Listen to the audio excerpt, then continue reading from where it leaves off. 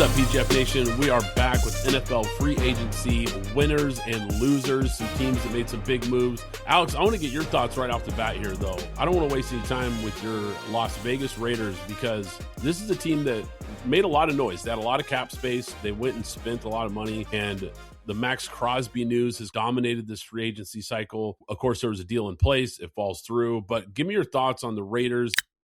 So the big thing in free agency that they did was they got Tyler Lindenbaum. I think that was the number one key free agent signing that they needed to do. If they're going to bring in a new quarterback, you get somebody that calls a line that doesn't get hurt. You get somebody who's young. I think he's only 25. So you have that guy. You have that guy in there. They also get Quay Walker, Nakobe Dean. Now, I may not like them, but I trust the front office in what they did because those guys get hurt a lot, especially Nakobe Dean. He gets hurt a lot. They go and they get Jalen Naylor.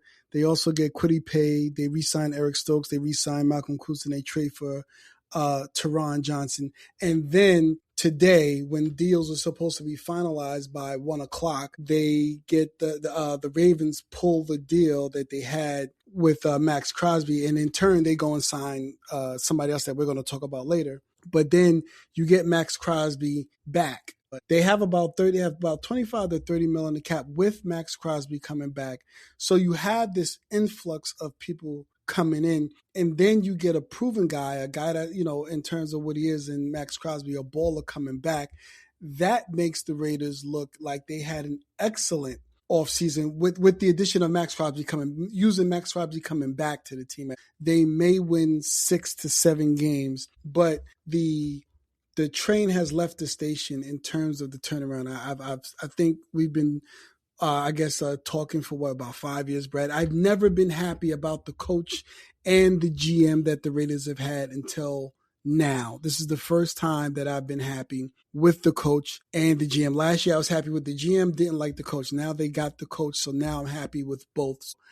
I'm okay with what the Raiders did. And plus, with the fact that they had to leave I think it was 90% that NFL teams have to spend their cap every 5 years. So they're at the point where they had to spend the 90 mil. So yes, they overpaid, but they had to reach the 90% cap spent within this 5 years. So they had to overspend to get some people. Tyler Linderbaum's a great player. It's a great addition. You've got your young quarterback coming in with Fernando Mendoza with the first pick, getting him a proven center who's still in his prime and a guy who's probably a top 2, top 3 center in the league.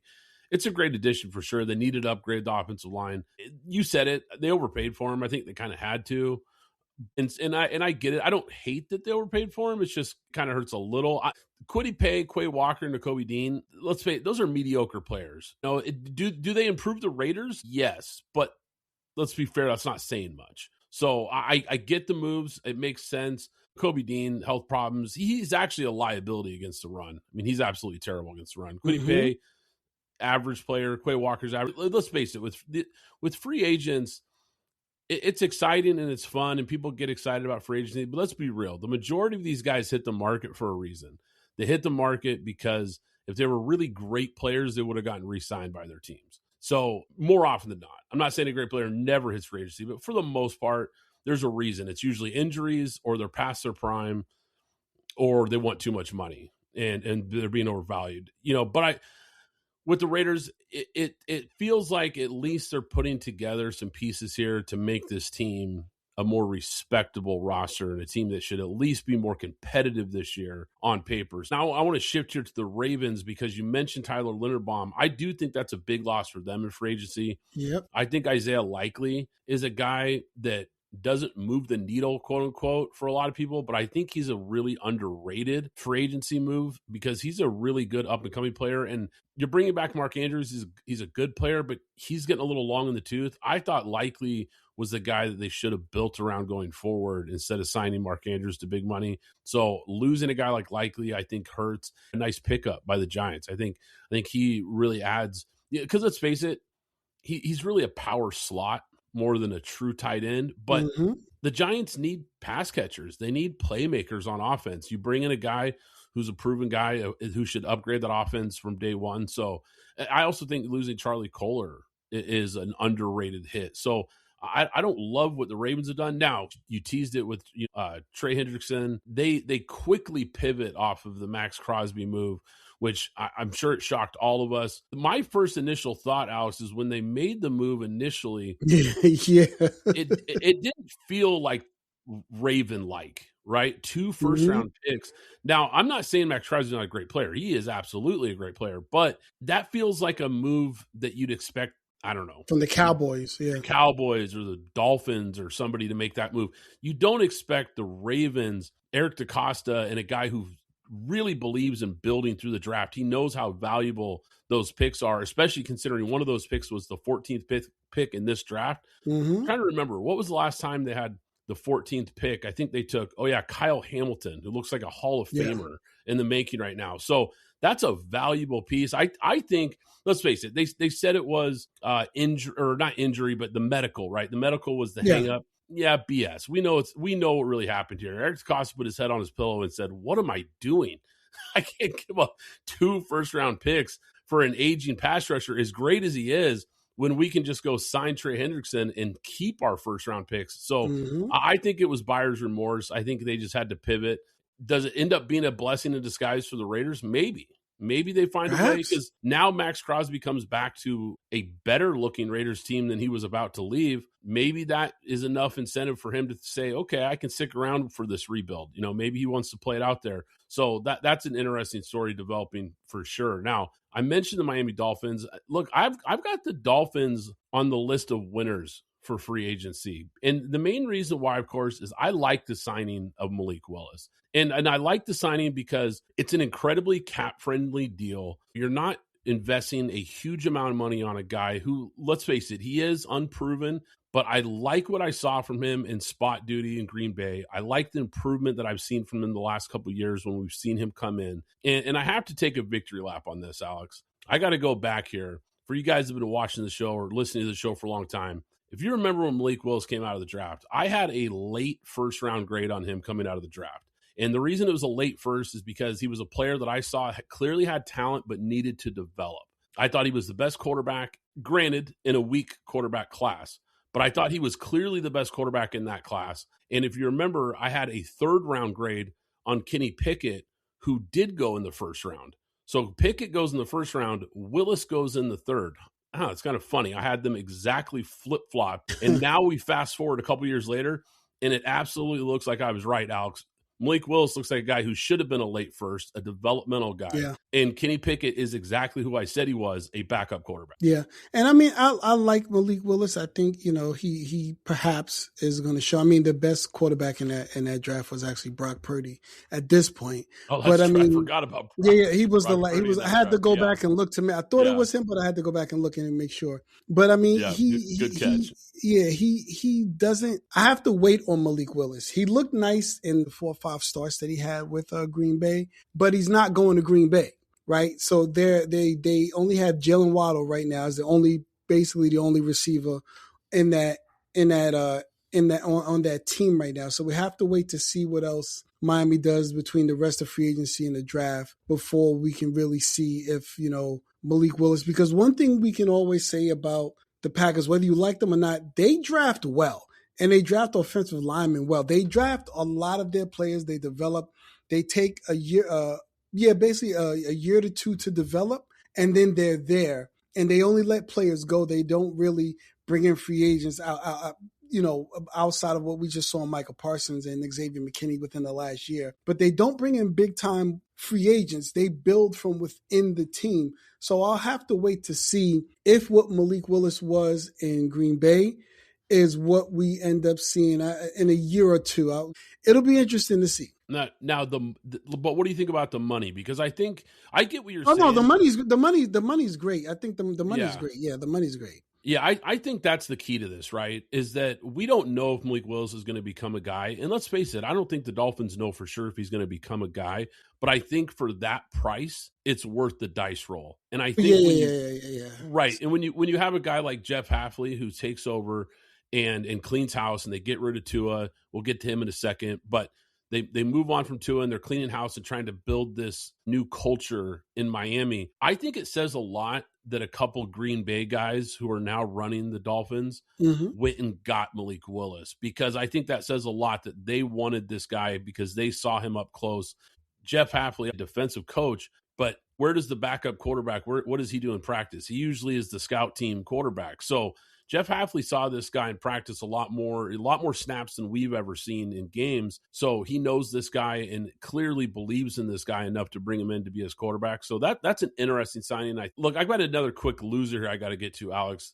I don't love what the New Orleans Saints did. Really? And I know, okay. Yeah, there's a lot of people that are excited about Travis Etienne. Look, Travis Etienne is a mediocre running back who's really overrated.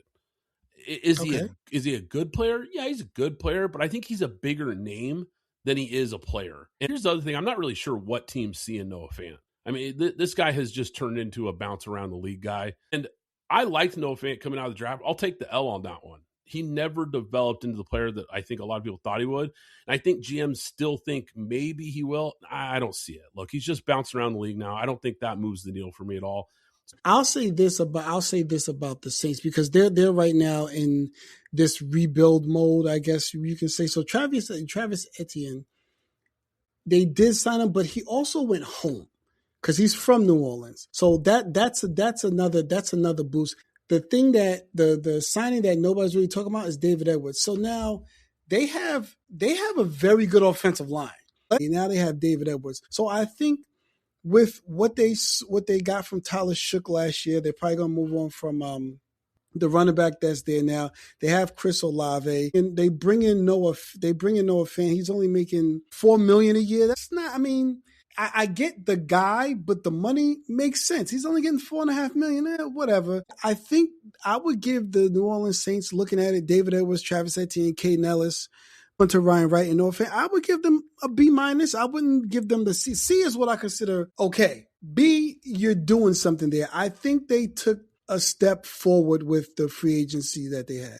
Here's what I was going to get to with them, kind of tying them and the Chiefs together here for this reason. Both those teams went and got veteran running backs. What does that tell you? Well, they were both picking at 8 and 9 in the first round. It tells me that they've got the same intel that I was predicting on our last episode when I said Jeremiah Love's not getting past 5. And those were two teams that everyone was circling to watch for that both could really use a dynamic running back. And this draft has a lot of talent, but not a lot of depth at running back. So I get it from that standpoint, because when you're looking at the draft landscape, not a ton of guys who move the needle once you get past Jeremiah Love. You got RB1 and then just kind of a lot of guys that are going to be more mid-round guys. Let me ask you real quick, who you have taking Love? You have Arizona, Tennessee, or the Giants? Well, not the Giants, because you say the Giants will take him if he's there. So, do you have Arizona, Tennessee perhaps taking him? I think it's possible. I really do. I think Tennessee is an interesting spot because they've got a lot of holes to fill. Mm-hmm. And so it could be one of those things where, look, let's just take the best player on the board and give our young quarterback a weapon. Give him a running game to help him out, help his development. Tennessee wouldn't shock me. The Giants would not shock me. We know Harbaugh loves to run the ball, and he has a young quarterback as well that he's going to want to add pieces around. And I think a strong running game is a big part of that. Plus, like we mentioned on an earlier episode, Gadabo coming off to injury, so you've kind of got some question marks in that running back room already. So I don't think he falls past 5 regardless. Arizona's a wild card. Another team with a lot of holes. You don't really know what direction they're going to go. Now, I want to get to that team that I mentioned, the Kansas City Chiefs here, because they are at the top of my loser list by far. Lost 3 cornerbacks, including an all-pro absolute stud in his prime corner in Trent McDuffie. They lose a safety, and then they go pay big money for a running back in Kenneth Walker. And look, I like Kenneth Walker. He's a good player. He's not the missing piece for this team, though. I'm sorry, and he's not even a good fit for this offense. It's a strange fit. This isn't even the type of running back that you typically see in an Andy Reid offense to begin with. I think this Kansas City Chiefs team took a big step back. That secondary just got gutted. The Rams basically just stole their secondary. I don't think this team's a playoff contender next year. Yeah, I really don't. They're not. And I think it could be this, that they're looking at what they have this upcoming year, and Patrick Mahomes is going to be out the first 2 to 4 games. So they're like, you know what? Let's let him get his money. Let's set up everything. Let's draft our players. Let them get a year warming up. Patrick will be back for the last 13 games, and then we'll see what we do there. Kelsey's only going to play one more year, then he's going to retire. We'll all be set up for next year for everybody to come back. We'll take another step back this year. We'll let Denver and Los Angeles, for the most part, fight out, whatever they're going to do. And we'll be back in 2027. I see a lot of these articles and a lot of people in the media saying Kansas City Chiefs are on the free agency winners. I don't see it at all. I mean, this is a team that I hear a lot of people saying reload. Look, this is a rebuild in disguise is what this is. Because you're right, Alex. Like, this team clearly took a big step back. I think they had to get younger. I think they had to get cheaper in a lot of spots, and they're clearly doing that. This is a team that is going to try to flip this roster in the next 2 seasons, and this is the start of it for sure. But look, like I said, Kenneth Walker is a good player, but you're buying this guy at the top of his stock market value right now, coming off his Super Bowl run, Super Bowl MVP, when in reality, he's been a good, not great player in Seattle, and a guy who's had some injury problems as well. And once again, like I said, he's not really a great fit for that offense anyway. It's a strange offseason for the Kansas City Chiefs for sure. I think they're taking one step back to take 2 steps forward is eventually what they're going to end up doing. Look, I want to talk about another team real quick here, Alex. The Buffalo Bills. They made some noise getting DJ Moore. Good player, and I get it from the standpoint of you really needed to add some juice in the wide receiver room. So I understand it from that standpoint. But look, the defense was terrible. They gave up 33 points to the Broncos in the playoffs, and the front office basically did nothing. I mean, they traded a second-round pick for DJ Moore and basically just said, meh. They also ended up getting, I guess, however you want to look at it, they got Bradley Chubb, who is injury prone. I mean, I don't think he was a good player before he got hurt, but now he's hurt, and he's a part-time player at the end of the day. He's a part-time player. Yeah. Quick shout out to our friends at props.cash, the best player prop research tool in the game.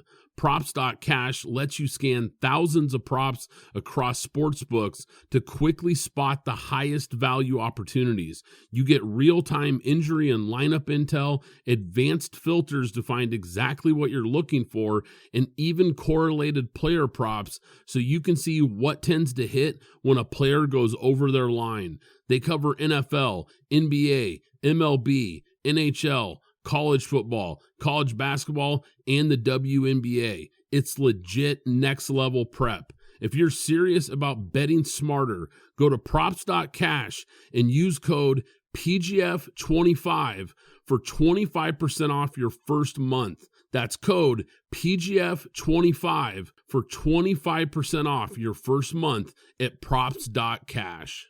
The official ticketing app of Pint Glass Football is now SeatGeek. I can't recommend them enough, guys. I've been using SeatGeek for years. You want to go to a game this season? SeatGeek is here to take the confusion out of buying tickets, making sure you get the best seats at the best prices. With SeatGeek, you'll never have to worry about overpaying for tickets again. How?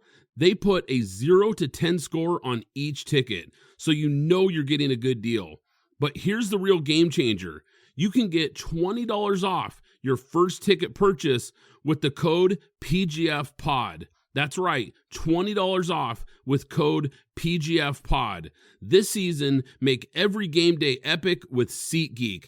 Download the SeatGeek app and remember to enter the code PGFPOD to grab your $20 discount. I don't even get the least bit excited for Bradley Chubb. He's just a name at this point because I said it when the Dolphins signed him. I was like, this is a terrible move for the Dolphins. This is a guy who can't stay healthy and has never been back to the player that we saw early in his career. And so that doesn't move the needle for me at all. I'm curious, what are your thoughts about the NFC East? And I'm kind of grouping these teams together really quick because Cowboys pick up Rashan Gary for a 4th-round pick. Mm-hmm. That's a solid move. Mm-hmm. 4th-round pick, you're not giving up too much draft capital. I think that's a solid move. Not a difference maker, not a guy who's a big impact player, but he does improve what was a terrible defensive roster, and you're only giving up a 4th. I don't hate that. What I was going to say is I really don't love what the Eagles have done. Wow, they have lost a lot of defensive contributors. I think it's safe to say this team takes a big step back. And then I'll round it out here with the Commanders. They add Odafe, nice player. He had a really strong second half of the season when he got traded to the Chargers in that mentor system.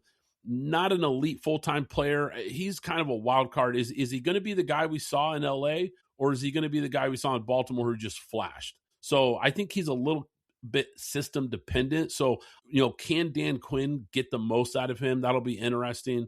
And like I mentioned, the Giants, I thought the Giants actually made quietly some nice moves here and might actually have the best free agency offseason so far. So I'll say this in that division, I should say. Right. So I'll start with the Eagles. So I think there's two ways you have to look at it. You have to look at the free agency market, and then you have to look at what have the Philadelphia Eagles done the past 4 years. They've drafted well, so they can't really go out and spend money. So we know right now they're more than likely shopping Jalen Carter, but right now he's on the team. So right now they have to sign Jalen Carter. They have to sign Cooper DeJean. They have to sign Quinyon Williams. They just signed Jordan Davis. So they're spending their money because these are not low, and none of these guys are low end players. All of these guys are top 10 or top 5 people that he's going to have to go and sign. So they can't go out and spend the money that you would expect. We know that they got Tariq Woolen for 1 year, $15 million, but they can't go out and spend the money the way that we thought. So I look at Philly in that sense. And again, whether they keep Jalen Carter or not doesn't matter, but they're going to have to figure out some things with their team.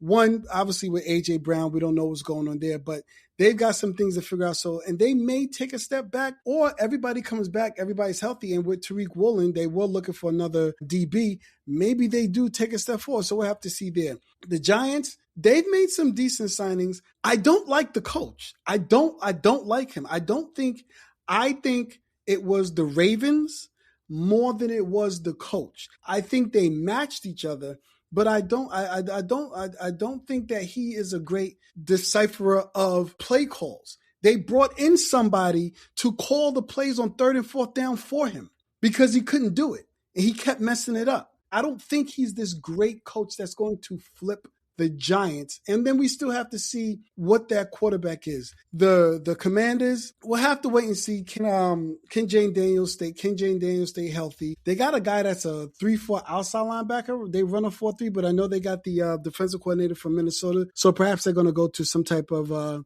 hybrid 3-4 maybe, and he'll get on the field and do some things. I would give the Redskins a C+, maybe a B-. And the Cowboys, I think the Cowboys have been great. They got Rashan Gary. They're switching to a 3-4.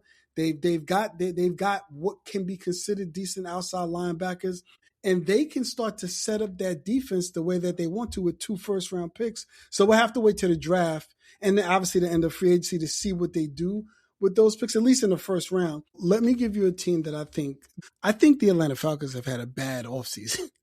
I mean, I like to move? But there's Jahan Dotson, there's Austin Hooper, there's Cameron Thomas, there's Chris Williams, there's Eze Ojulari, there's Channing Tindall, there's Corey Levin, there's Oladami Zaccheaus, there's Christian Harris. The one move doesn't overtake the other 10 moves that they made. They made one good move. I do like Tua, but then the other moves are all not good.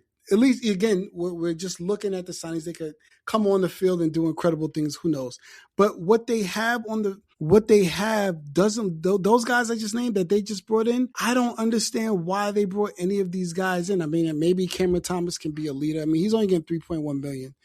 But it's not the money. It's just the players that they brought in. I don't understand the players that they brought in. I know they're trying to make up for what they're going to lose in James Pierce, because I think he's going to not play this season or be suspended for 8. Well, he's done. Yeah, or they're going to cut him. One or the other. Yeah. So I just didn't like their offseason. I don't think they did anything good except for Tua. What it tells me more than anything is that this team is not sold on Michael Penix. And I'm not saying they should be, because he's had some injury problems going all the way back to college. And we just we've seen some flashes from Michael Penix, but now you have a new regime coming in, the guys who didn't draft him, who didn't take him in the top 10, so now you've got a new group of evaluators and coaches in the room, and he's not their guy.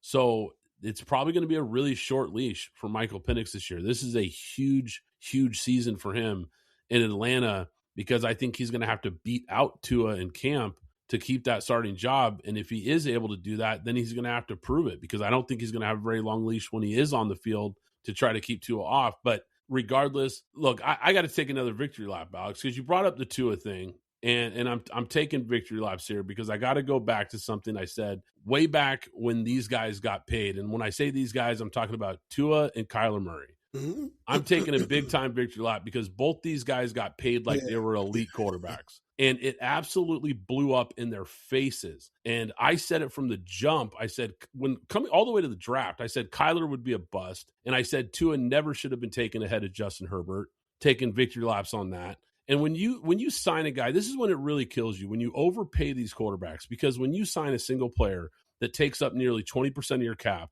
the margin for error elsewhere on your roster vanishes. Yeah.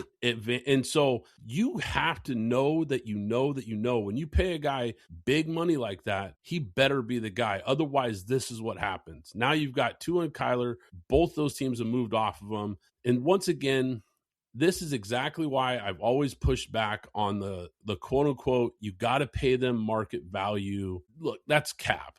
I'm never buying into this market value nonsense. You don't have to pay them that much. Nobody says you had to pay them that much. These dumb franchises ran to pay these guys when they didn't need to, and it blew up in their face. And now they're taking huge cap hits, and it's just a mess. And these teams are in full blown rebuild after taking these guys because it blew up in their face and they paid them so much money.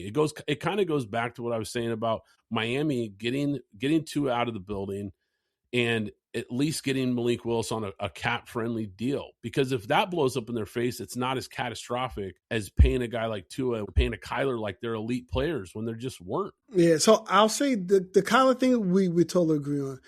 And we actually agree on the Tua thing. I think Tua's a fine quarterback. I think he's a mid-level quarterback. He could be 12 to 15 and at some point in time have a top 10, moments and things like that. I think he's where most quarterbacks are right now because you can't look at CJ Stroud and what CJ Stroud did in the offseason, in the playoffs and tell me he's better than Tua. He's not. They're the same. They are the same player. They're a 12 to 16 quarterback. Both of them are. I think Tua has the injuries. We'll say that, and that is the reason I'll agree there. But if he doesn't have the injuries, I don't have a problem paying him. He's 12 to 16 if that's the market. And I understand what you said that you don't agree with the market, but that's what everybody's getting paid, so that's what they're going to get paid. I don't have a problem signing Tua if he didn't have the injuries. The injuries is where I had the problem with. Now with the draft, he should have gone. I'm sorry, Justin Herbert should have gone before him. So that's fine. But as far as where he is, they're both 12 to 16, and CJ Stroud is about to get paid $50 million, and they're the same quarterback. Well, here's the thing, and I'm glad you brought that up because the one pushback I was going to have is they haven't paid Stroud yet. So I wasn't mad at them for drafting Kyler or Tua, even though I didn't love those picks. I wasn't mad at them. I understood it, but there's a certain point in time when you get to a certain point in time in your rookie deal where you have a decision to make. Is this a guy we're going to build around and we're going to pay to become our franchise or that we believe is our franchise quarterback going forward? And then when you make the wrong decision on that, that's when it blows up in your face. And I think right now, after year one, everyone thought for sure Stroud would be a guy that they pick up the fifth year, extend him and so forth. I think right now that's very much in question.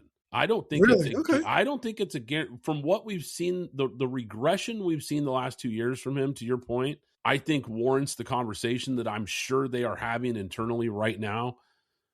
Let's put it this way. It's a big year for Stroud next year. It is a big, big year because I think he really needs to take a step forward and make them feel like we can't move off this guy. Because if we see another year like we saw this last year, I don't think they are going to pay him. Right. So I'll say, yeah, because are they all okay? So let me say this: are they also having the conversation of who they have who they're signing on the offensive line?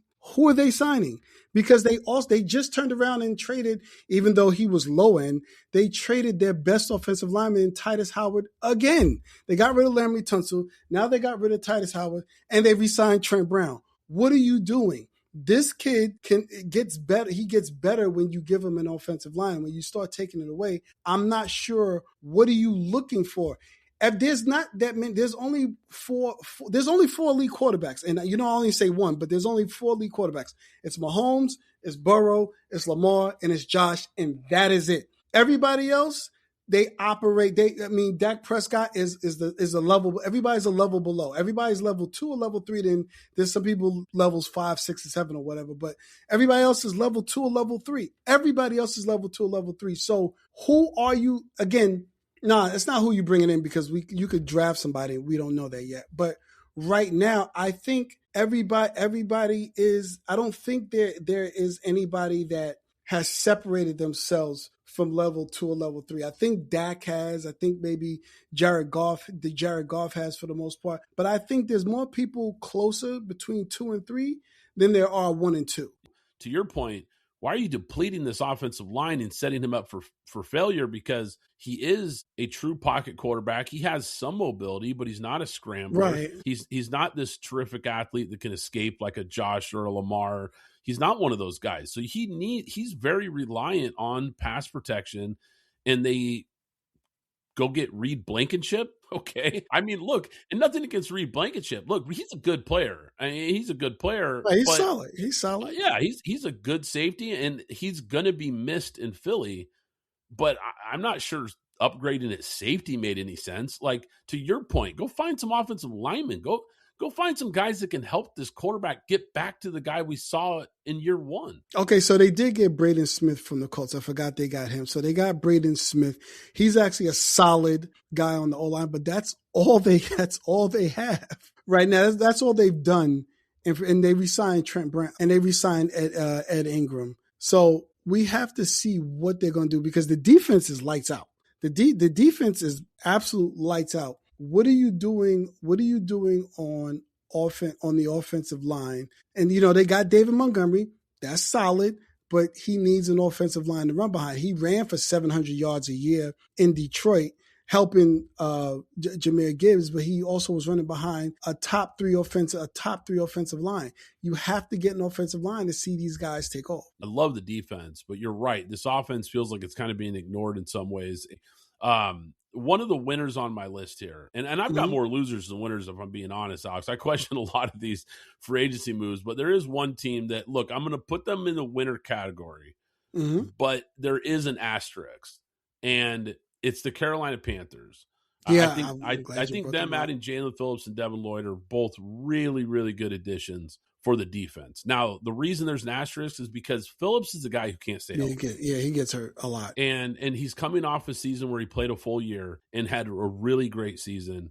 How many more of those are you going to get from this guy? Because, look, this is a guy who can't stay healthy going all the way back to college. He almost hung up the cleats before he even made it into the NFL because of all the injuries. So I'm not sure investing big money in a guy like that is really worth it. I always try to look at what are you doing in free agency, because we know this time period is right before the draft season really heats up, right? So when I look at teams making moves, like we mentioned the Saints and Chiefs getting running backs, that makes sense because it's not a strong running back class. The Carolina Panthers, I love these additions and they make a lot of sense, but this is a draft class loaded with pass rushers and loaded with linebackers. So that's why they're on my winner list, but it's just hard for me to justify spending. And once again, especially on Phillips, a little bit less so on Devin Lloyd. He's a really good player, but yeah, he's solid. But man, you've got Jalen Phillips, so many guys. Jalen Phillips is getting 4 years, $120 million. I don't know how much is guaranteed. Yeah, I don't know how much the signing bonus is, but Jalen Phillips does not have a career year with double-digit sacks. He has 8.5, and he has 7, and then it goes down from there: 6.5, 1, 5, 3, and 5. That's it. And then he was also hurt, so that's a huge. Right. That's a huge, that's a big overpayment, but perhaps this is a year they're going to have to, at the end of the season, they're going to have to make a big decision on what they're going to do with the quarterback. So maybe they're saying, you know what, let's see if we can make another run at the playoffs. But again, yeah, I didn't like the Jalen Phillips signing, but maybe there's a reason we don't have what he's getting guaranteed. Mike Evans going to the San Francisco 49ers. What's your thoughts on that move? I thought so. This is for Mike. This is the Mike Evans perspective. I think Mike Evans said, "You know what? I've done everything that I could do in Tampa Bay. They've loved on me. I won a Super Bowl here. I put up monstrous numbers, except with the exception of last year. I've gotten 1,000 yards every single year of my career. So you know what?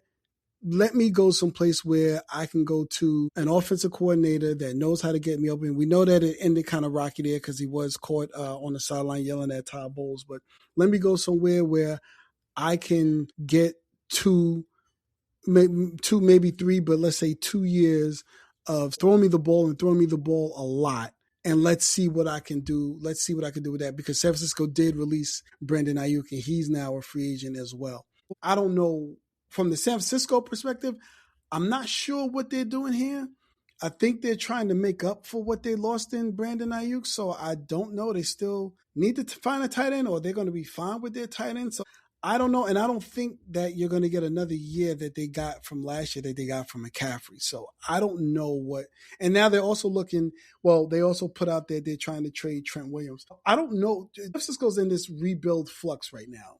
So I don't know what they're trying to do. So I've got a couple different thoughts about it. I think it's a good fit on paper. I think he fits what they want to do. And I think when you look at the issues they've had with wide receiver, whether it's Brandon Ayuk, Juwan Jennings, no longer going to be there. Ricky Pearsall, really good player, but has had trouble staying healthy. You got Kittle coming off an injury. So they really kind of needed a proven commodity at wide receivers. So it makes sense on paper.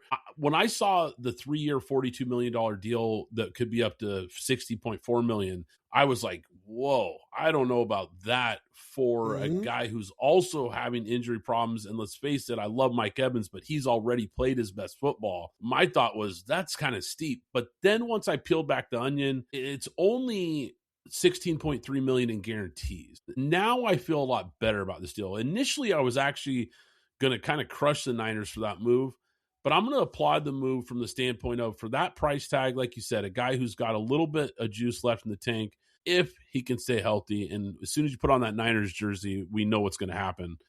I like the move, even though initially I was a little skeptical. Let me ask you about a team. This team doesn't have a quarterback yet. We don't know if Rodgers is coming back. We don't know what's going on. They trade for Michael Pittman. They sign Jamel Dean.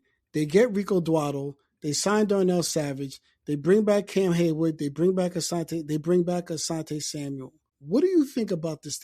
Well, I don't even need to say what do you think the Steelers are doing, because we know what they're doing. But what do you think about the Steelers and everything that they've done, but they don't have a quarterback?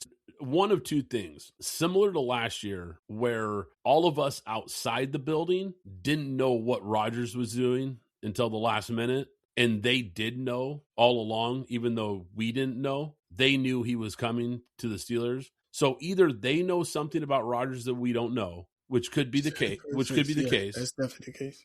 Either that, or Will Howard looked a lot better in practice than we realized. And maybe he did. I mean, I'm not saying, like, look, maybe he did. I've heard some reports that he actually did look pretty good. I've read some people that I trust that cover the team that said that McCarthy had been watching practice tape of Will Howard from last season and he liked what he saw. I don't know. Maybe. I don't know. I know this. It is a new day in Pittsburgh, because you go and pay another receiver this offseason. Yeah. And Michael Pittman, who looks a solid player, but Pittsburgh, they go and get DK Metcalf. They go and get Michael Pittman.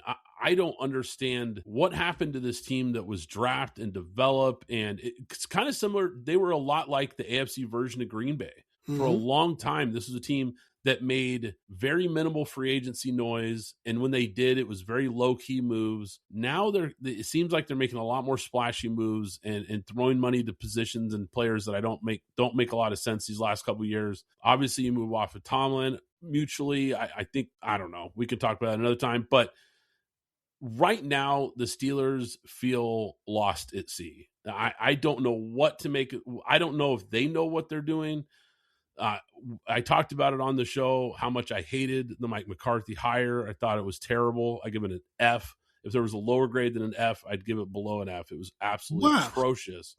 Wait, so let me ask you, why don't you like Mike McCarthy? Or is it you don't like him? Right, I was about to say, Pittsburgh. Or is it for Pittsburgh? Okay. For Pittsburgh. Yeah. So we talked about Mike McCarthy, and this was obviously before Ben Johnson took the Bears job. And we weren't sure who was going to take that opening. And I remember saying, Mike McCarthy might be someone to look at there. A veteran offensive coach with this young quarterback who's got a lot of potential. That move, now Ben Johnson's been a home run, don't get me wrong. Absolutely. I'm not saying I would have taken him over Ben Johnson. I was just mentioning at the time, McCarthy would have made a lot of sense there. I don't think it makes sense for this Pittsburgh team right now at all. I don't see the fit at all. And it just feels like this team is losing its identity. It feels like this team has had a rich history of doing things a certain way. And all of a sudden it feels like they really are going against what made Pittsburgh. I can't really make sense of what they're doing here. This is a really deep wide receiver class. And this is a team that used to hit wide receiver picks out of the park. Going and getting a receiver and paying a guy. And it's nothing against Michael Pittman. He's a solid player, but that just didn't make any sense to me at all when there's going to be some good receivers on the board available for them. I want to ask you about two more teams. I want to ask you about the Jets, and then I want to also ask you about Tennessee. Start with the Jets first. Alex, let's talk about the Jets here for a second. So with the first overall pick in the 2027 NFL Draft, the New York Jets select Arch Manning, quarterback out of Texas, because this team's going to be garbage. Minkah Fitzpatrick lost a step 2 years ago. Mm-hmm. I mean, look, and he was a great player for a while. He is not anywhere near that player anymore. I don't think he helps much at all at this point. Joseph Asai, 3-year, $36 million deal. Okay, sure. Demario Davis, good player 4 years ago. And you bring back Geno Smith. It's like the circle of life here. Now, Geno Smith comes back to the Jets. I'll tell you what the Jets are doing. What the Jets are doing, and the Geno Smith move solidified my thoughts on this, because I thought for sure this is what they were doing, and then that just absolutely just brought it home for me. They're soft tanking, and they're trying to make just enough moves on paper that make it look like that they can sell to their fan base. They're trying to sell just enough to their fan base that we're not tanking, we're building. No, you're not. You are looking at 2027. You're loading up on draft picks. This process already started going back to last year when they unloaded Quinnen Williams and Sauce Gardner and started collecting all these picks. This process started back then. And look, maybe it's the right move. It might be the right move. They might need to completely reset this thing and get bad before they get good. So I'm not even necessarily hating the approach, but when you go get Geno Smith, it tells me for sure that you absolutely are not trying to win ball games. I mean, that is a fact, because as much as I trash Kyler Murray on this show, and I do, I thought that was a team that was a realistic landing spot for Kyler. But I think their fear was he might win too many games. Too many games, yeah. He might mess around and they'll win 4 or 5 games, and now they're picking, 4th overall or 5th overall instead of number 1 or 2 where they want to be. Because look, this 2027 draft class has the potential, and I know we say this almost every year, but this class in particular could be very, very quarterback rich. And way beyond just the big name with Arch Manning, there could be legitimately 10 guys who moved the needle in this draft class. It could be that good. Now, some of these guys are going to disappear, just like Cade Klubnik and Drew Aller, just like those guys did. Some of those guys are going to disappear. We know that. And there might be 1 or 2 guys that emerge that we're not seeing here. But on paper, there is a lot of very interesting quarterback prospects in this next 2027 draft. It's also a class that's viewed as being very rich with skill players, edge rushers, wide receivers. It's going to, people are saying that this could be one of those very, very loaded draft classes at a lot of positions, not just quarterback. And I think the Jets see that, and they know they're nowhere close to competing, and they're just trying to make it look like they are. You bring in Minkah Fitzpatrick, Demario Davis, those are names, Joseph Asai, those are names that your fan base recognizes and goes, okay, yeah, we're making some moves. No, you're not. You're soft tanking for 2027, and I'm okay with it. I'm not even mad that you're doing it. But when you try to sneak in the Geno Smith under the rug, I caught what you're doing here, Jets. I'm sorry. Like, you tipped your hand with Geno Smith. You gave it away. Yeah. And okay, so we got that, and we agree with the Jets. Now, what do you think about what the Titans did? I have mixed feelings on what the Titans are doing. Mm-hmm. Moving to T'Vondre Sweat for Jermaine Johnson, I like that move, and I like it because I don't think T'Vondre Sweat has lived up to what we thought he would be, and I don't think he's a great fit for Saleh's defense, and I think Saleh knew that, and I think Jermaine Johnson, with his ties to him going back to New York, under-the-radar player who's a very good player who fits what Robert Saleh wants to do, and a guy that he knows will fit in his system. So I like that move. Wan'Dale Robinson's a good player. 4 years, $78 million good? No. I'm sorry. They were another team that had to meet the 5 years. So they had to overspend. And think about what that says about you as a team. You're so bad that you have no players worth even paying, that you have to go find people to give money to. I mean, that's how bad your roster is. So you overspend on Wan'Dale Robinson? I don't know. Once again, receivers, and this is something that's kind of been going on the last couple of years, Alex. Receivers are starting to become a position, unless you're Justin Jefferson or you're CeeDee Lamb or Jamar Chase, unless you're a guy like that, I'm not paying you.